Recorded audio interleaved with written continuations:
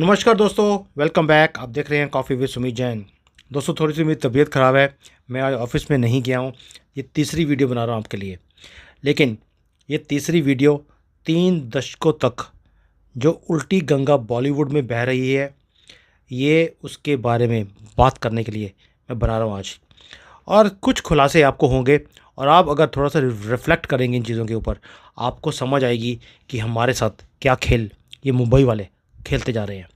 देखिए, यो हिंदुस्तान है, इसके अंदर जो फ़िल्म इंडस्ट्री है ये बहुत पुरानी है। ये सिर्फ मुंबई के अंदर नहीं है, कलकत्ता में, बेंगलोर में, चेन्नई में, तिरुवनंतपुरम जो होता है ये साउथ में, हैदराबाद में, यहाँ पर भी ये स्थित हैं। और बंगाली, कन्नड़, तमिल, मलयालम, तेलुगु फ़िल्में जो है ये 100 साल से ज़्यादा पुरानी ये इंडस्ट्री है यहाँ स्टारों पर पैसा भी पानी की तरह बहाया जाता है। रजनीकांत हो, विजय शांति, सरीके हो, ये स्टार मुंबई के जो बॉलीवुड के सो कॉल्ड सुपरस्टार हैं, उनसे ज़्यादा फीस भी लेते हैं। एनटी रामाराव हो गया, एमजी रामचंद्रन, लोकप्रियता के ये जो लेवल है इनका लोकप्रियता का, जहाँ तक ये पहुँचे थे, वहाँ पर सिर्फ शायद राजेश खन्ना थे जो उन्हें छोड़कर बॉलीवुड का कोई भी और अभिनेता उस ऊंचाई के आसपास आज तक नहीं पहुँचा है। भारतीय फिल्म जो इतिहास है, इसके सबसे महंगी और सबसे ज़्यादा सफल फिल्म बाहुबली, वो भी साउथ इंडिया में ही बनाई गई है। लेकिन क्या ये आश्चर्यजनक एक फैक्ट नहीं है कि दक्षिण भारतीय जो फिल्में हैं वो 100 साल लंबे इतिहास में एक भी सुपरस्टार मुसलमान नहीं कर पाए? कभी सोचा आपने? केरला में लगभग 30% जो पॉपुलेशन है वो मुसलमान की है। आंध्रा के अंदर 15% है। लगभग 30% मुसलमान जनसंख्या बंगाल के अंदर है। और उनका जो उद्योग है फिल्म इंडस्ट्री का, वो भी 100 साल से ज़्यादा पुराना है। एक से बढ़कर एक अव्वल दर्जे की फिल्में बंगाल के अंदर बनाई गई और बंगाल की फिल्म इंडस्ट्री ने हमें दी हैं।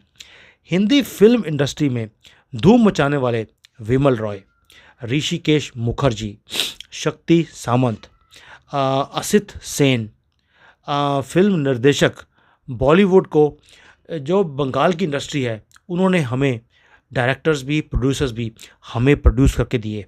लेकिन आश्चर्य की बात यह है कि उसी बंगाल फिल्म इंडस्ट्री में भी आज तक कोई सुपरस्टार, कोई भी, उसको तो छोड़ो, कोई साइड जो सुपरस्टार होता है, जो साइड के जो स्टार होते हैं, वो भी कोई मुसलमान नहीं बना।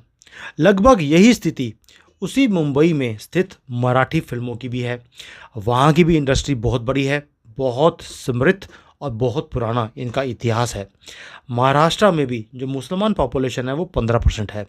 लेकिन एक भी सुपरस्टार या नॉर्मल स्टार आज तक मुसलमान नहीं हुआ। यहाँ तक कि जो ये बिहार की जो भोजपुरी मूवीज़ होती हैं, उसके अंदर भी सिचुएशन यही है।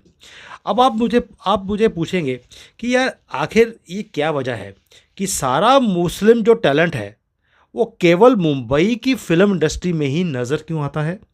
कभी सोचा आपने? मैं तो सोचने के लिए मजबूर था, तभी मैंने ये इन्वेस्टिगेशन करके ये वीडियो बनाई है। और हमारी टीम पूरी लगी हुई थी इसके ऊपर कि इसको छानबीन की जाए। अब देखिए, जो ये 100% भावहीन, कोई इमोशन नहीं, कोई गंदा चेहरा इसका, आंखें जो हैं वो भी बिल्ली जैसी, ये जो अभिनय करता है हट्टा कट्टा सलमान, बॉलीवुड का सबसे बड़ा स्टार बन गया। कैसे बन गया? हॉलीवुड में उसने जो मूत भी किया ना, मूत से चिराग जलने की जो खबरें आती हैं, उसने इसे सुपरस्टार बनाया और ये वायरल हो जाती हैं, पूरा सोशल मीडिया भर जाता है। देखिए, सलमान खान ने मूता, उसमें से चिराग निकले। ये ऐसी बातें करते हैं, मूत से मच्छियाँ इनके निकालने की ये खबरें पूरे सोशल मीडिया में फैलाई जाती हैं। अब उसके बाद देखिए कि बिल्कुल ही सब स्टैंडर्ड नाम का एक अभिनेता शाहरुख, वो हकलाता है और उसकी ये अदा उसे सुपरस्टार बना देती है। किसी और हकलाने वाले सुपरस्टार देखे हैं आपने कभी? और वो किंग खान बन जाता है। वर्तमान में और क्या हो रहा है? आज देखिए, यूट्यूब का ज़माना है। यूट्यूब में आपको सारी पुरानी मूवीज़ मिलेंगी। आप मुफ्त में मूवीज़ देख सकते हैं। आप जाइए, आप खुद देखिए, जो हमारे पुराने सुपरस्टार थे, क्या उनका नाम था सत्यकाम, अनुपमा, बंदिनी, फूल और पत्थर, खामोशी, अमर प्रेम, ये मेरी फेवरेट मूवीज़ हैं।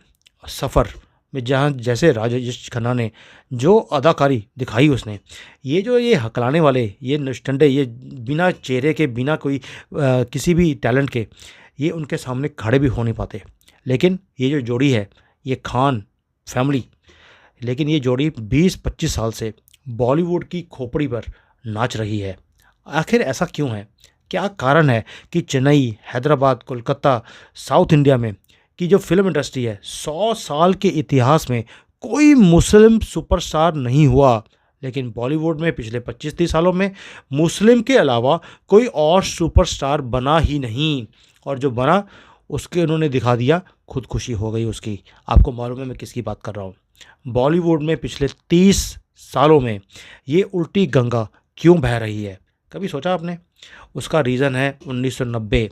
1990 के बाद दाऊद इब्राहिम और उसके माध्यम से आईएसआई और उसका कंट्रोल बॉलीवुड के ऊपर शिकंजा कसा गया, और इसी के कारण ये जो मुस्लिम तुष्टीकरण है, ये घुस गया आपके बॉलीवुड में।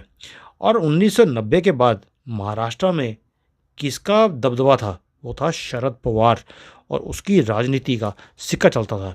वो किसकी तुष्टीकरण करता है हमेशा ही, ये आपको मालूम है। 1993 में आपको याद होगा, एक मुंबई में बॉम्ब ब्लास्ट हुआ था।